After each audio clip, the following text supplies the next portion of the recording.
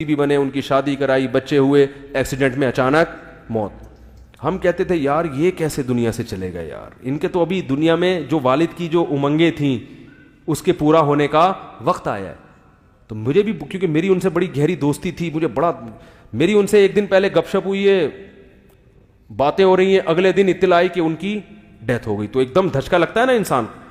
بہت دیر سوچتا رہا کہ اللہ اس میں کیا حکمت ہے بھائی, ہم مر جائیں یا کوئی دوسرا مر جائے, ہمارے اور بھی ماشاءاللہ بھائی ہیں, یہ بیچارے مر گئے جبکہ ان کے والد نے جو انویسٹمنٹ ابھی کی تھی اس کے پھل کھانے کا وقت آیا, اور تھے بھی اکلوتے, اور باپ کی نیت بھی بہت اچھی تھی, کوئی دنیا نیت نہیں تھی, کیا تھا, عالم بناؤں گا اور یہ دین کا کام کرے. اور اگر مرنا ہی تھا اللہ شادی سے پہلے مر جاتے, جوان بیوی اور بچوں کو یتیم بھی ہو گئے, باپ بھی پریشان, گھر بیوی بھی پریشان, بچے بھی چھوٹے چھوٹے. بڑا درس آتا ہے نا انسان کو, بچوں کا تو کوئی پوچھنے والا نہیں ہوتا باپ کے بعد. میں بڑا پریشان ہے, اللہ تیرے تو ہر کام میں کوئی حکمت ہوتی ہے, اس میں کیا حکمت ہے تیری. کافی دیر سوچتا رہا تو ایک حکمت اللہ نے ذہن میں ڈالی. یہ حکمت یہ ہے کہ میں کسی کو کسی بھی وقت مار سکتا ہوں, بس یہ حکمت ہے.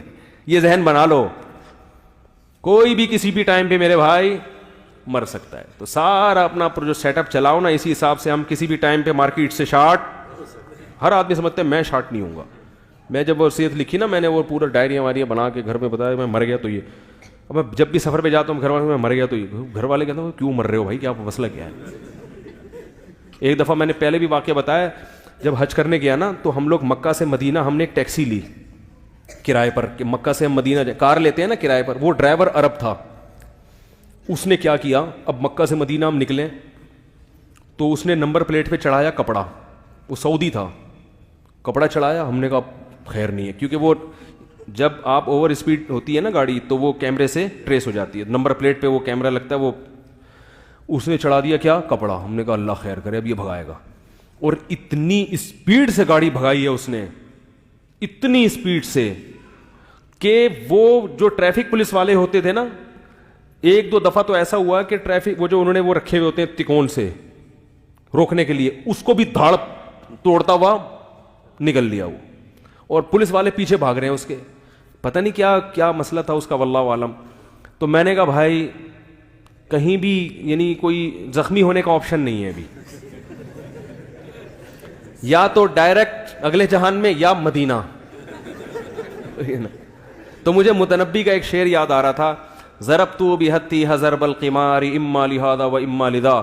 متنبی ایک شاعر گزرا ہے 3-4 صدی ہجری کا, وہ اپنے قصے سناتا ہے نا, میں نے بڑے لمبے لمبے سفر کیے ہیں, بڑے لمبے لمبے صحراؤں کو میں نے. اونٹنی کی تعریف کرتا ہے اپنی, الا کل ماشیۃ الخیدلا فدا کل ماشیۃ الحیدبا. کہہ رہے وہ جوان خوبصورت عورتیں میری اونٹنی پہ قربان. لوگ عورتوں کی تعریفیں کرتے ہیں نا شاعری میں, کہہ رہے میری جو اونٹنیاں ہیں انہوں نے مجھے بڑے بڑے صحرا کیا کیے ہیں, پار کروائے ہیں, جنگوں میں میرا ساتھ دیا ہے.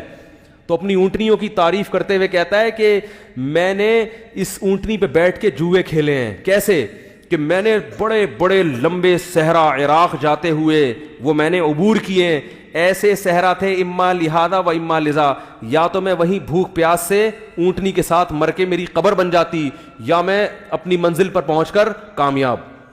پھر آگے کہتا ہے جب میں کئی ہفتوں کا اور اندھیروں کا سفر اور صحراؤں کا سفر کر کے اونٹنی پہ, اور اپنی اونٹنی کی تعریف کر رہا ہے کہ وہ بڑی اونٹ بڑا زبردست جانور ہے, بڑی وفا کے ساتھ سلولی چلتا رہتا ہے, تھکتا نہیں ہے.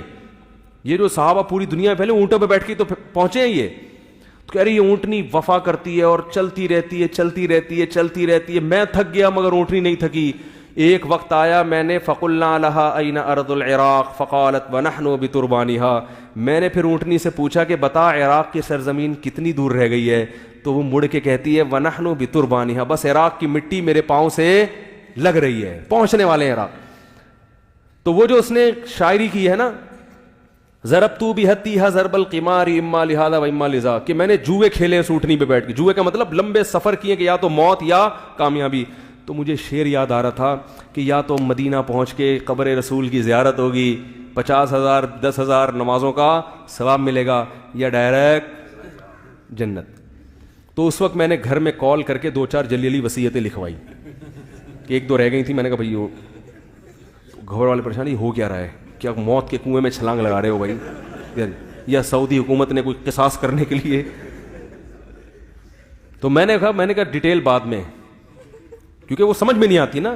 میں نے کہا ڈیٹیل بعد میں، ویسے ہی لکھوا دی میں نے. وہ دلی لکھوائی. کیوں؟ مقصد بتانے کا یہ ہے کہ بھائی کوئی کسی بھی وقت مر سکتا ہے. تیز رفتار گاڑی میں تو ویسے ہی چانس زیادہ ہے. آج ہمارے ایک رشتے دار بائی روڈ آئے پنجاب سے. میں نے کہا آپ بائی روڈ کیوں، بائی ایئر کیوں نہیں آئے؟ کہہ رہے ہیں یار جہاز میں نا آپشن نہیں ہے. کہہ رہے میں کوشش کرتا ہوں بائی روڈ ہی. وہ کہہ رہے ہیں یار روڈ میں ٹکر لگے گی، کلابازیاں کھائیں گے، تھوڑا سا ادھر سے یوں پکڑیں گے جا کے، ادھر سے کھڑکی پکڑیں گے، تھوڑا سا باہر نکلیں گے، ایک آدھ ٹانگ ٹوٹنے چلی جائے گی، بہت کم چانس ہوتا ہے کہ بالکل ہی مر جائیں. کہہ رہے جہاز میں جب وہ جنید جمشید بیچارے کا واقعہ ہوا نا، کہہ رہے وہاں تو بس بیٹھے تھے اور پھر غائب. باڈی بھی نہیں ملتی.